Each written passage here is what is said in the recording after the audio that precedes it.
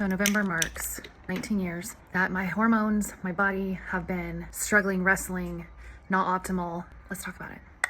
Typically, every November, I get a little depressed. I get really discouraged. In the past, when I've lived in a place where you have to switch out your clothing for a new season, it's really depressing because you take out your summer clothes, you bring in your fall, winter, and then I would always, it was like a visual representation of how much weight I'd gained, how much my body had changed for the negative over that year. It was always so depressing. I would almost have to like plan a day to switch my clothes over, cry, feel, and then move on. November is the month that I started birth control. It's just what I thought you did when you were getting married. You get on birth control. You don't ask questions. And at that time, I wasn't at all holistically minded. And so I found a random doctor. I went into the office. I asked for birth control. She didn't know me. We didn't ask questions. She just prescribed me something. I said, thank you. And that was that. Within that month, I started gaining weight, which I had thought, okay, I've heard people gain weight on birth control, but it won't be that bad. And then once I get off, it'll all fall off. My body will recalibrate. We'll be fine. I was on birth control for 3 months. It continued to get worse. I gained about 10 pounds a month. I got super depressed, anxious. I felt like I just wanted to crawl out of my skin. I was miserable. And of course, my sweet fiance was like, this is not who I proposed to. What's going on? I'm also agreeing with that. Like, I don't know who I am anymore. So on our honeymoon, I decided to get off the birth control. I was done. And with that, I thought, oh, things go back to normal. We'll be fine. No, the weight continued to creep on. And I was doing the same things I had always done my whole life. I had never really dealt with weight. This was brand new. That was 19 years ago. That was November 19 years ago.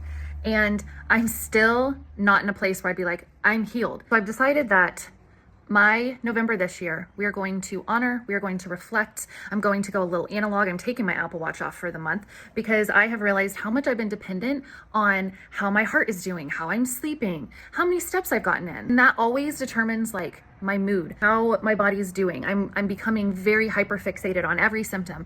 And what I am realizing is probably at this point, most of my issues are nervous system related. And so if I am constantly monitoring and stressing myself out with all the data, like that's not helpful at all. And so we are entering November, choosing to calm, choosing to listen to my body, and choosing to rest. Because one of my biggest things, well, I had a lot of things on my test results, but my cortisol was insane, like the highest it's ever been. I've always dealt with high cortisol. This is the highest it's ever been. So obviously something's not working. So I'm resting this month.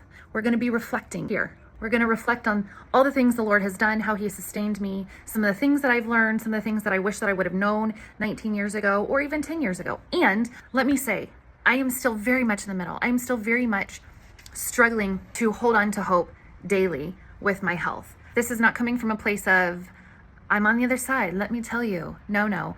This is just a journal entry for me of how far I've come. I remember like 2 years in and reading the story about the woman with the flow of blood. And I believe hers was like 7 years. And I remember being like, oh my gosh, I could not go through this health journey for 7 years. I can't even imagine. That would be awful. And then 7 years hit. And I was like, oh, 7 years hit. And then 8 years hit. And now we're 19 years in. So he has sustained me. I am still here. I am still in it, but I'm still here.